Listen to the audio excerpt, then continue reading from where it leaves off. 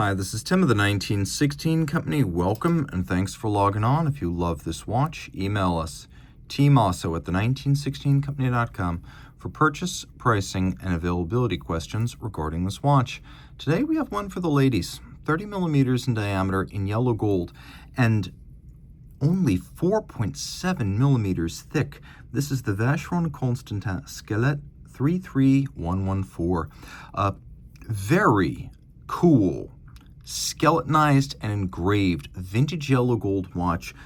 To emphasize once more how compact it is, 30 millimeters in diameter, 4.7 millimeters thick, and from lug tip to lug tip, 31.7 millimeters with an 18 millimeter spacing between the lugs.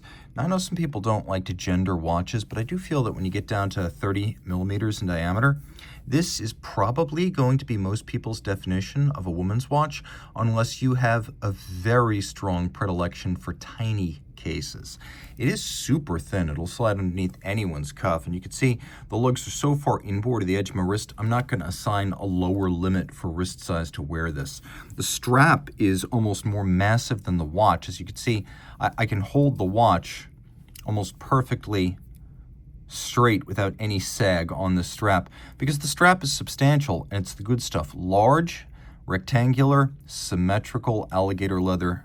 You know, when you get those large symmetrical rectangular scales, that is the best cut of the beast. And we've got gloss black treatment with a monotone stitch on the edge. You can see it's a folded edge strap. Calfskin on the bottom. A Jean Rousseau strap. Jean Rousseau is the OEM supplier, for example, to Journe and Debatoon. So this is the good stuff, the top shelf of aftermarket straps used by many OEMs. We have a buckle with Vacheron's Maltese cross motif, and you can see that pre-1995 hallmark on there, so the vintage of the buckle is correct to the watch.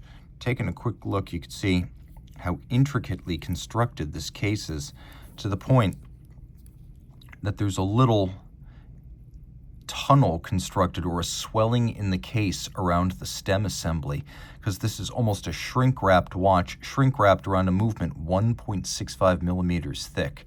And you can see Vacheron Constantin. We have another one of those old-timey hallmarks on the case back. The movement is originally a JLC Abauche created for Audemars Piguet and Vacheron back in 1953. AP launched it in 53. Vacheron waited until its 200th anniversary in 1955 to use the movement. But since then, this movement has been known as the Vacheron 1003. AP calls it the 2003. But the 1003 is 1.65 millimeters thick, and it is made even more exquisite here. Note, it is Geneva hallmark, you just barely see it on the balance cock, but it is fully skeletonized, and then what's left is freehand engraved. You could see even the barrel has been skeletonized and engraved with the Maltese cross logo, and then you can see the mainspring coiling inside. 18 jewels, 2.5 hertz, 18,000 vibrations per hour, 35-hour manual wind power reserve. You could see mirror finished regulator for timing, mirror finished stud holder, mirror finished screw heads. Note that the ratchet wheel has been satinated on its top, skeletonized, then internally beveled.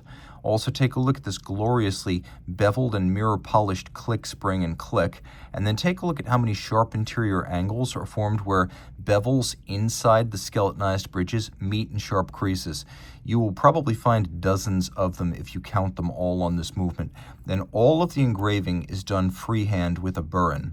So you are looking at a movement that is entirely freehand engraved.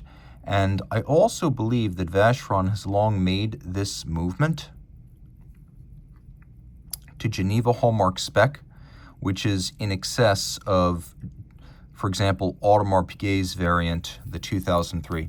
2003 is very good, but Vacheron spends more time on its 1003.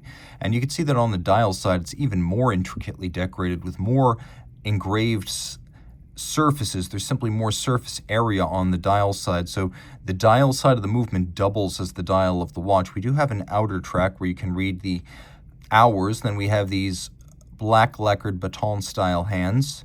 Note the presence of a mirror beveled and satinated keyless works.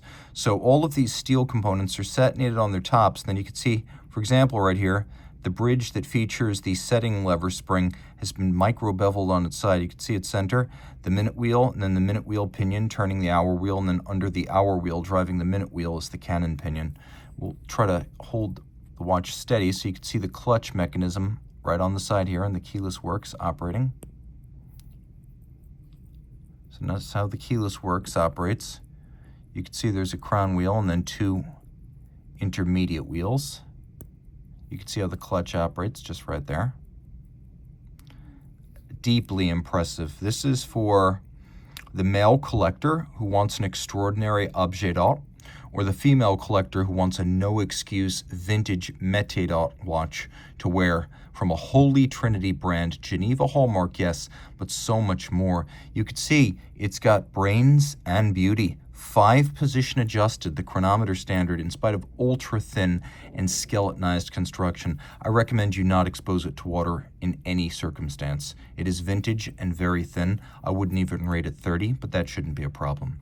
Reach out to Team Mosso at the 1916company.com for purchase and pricing details.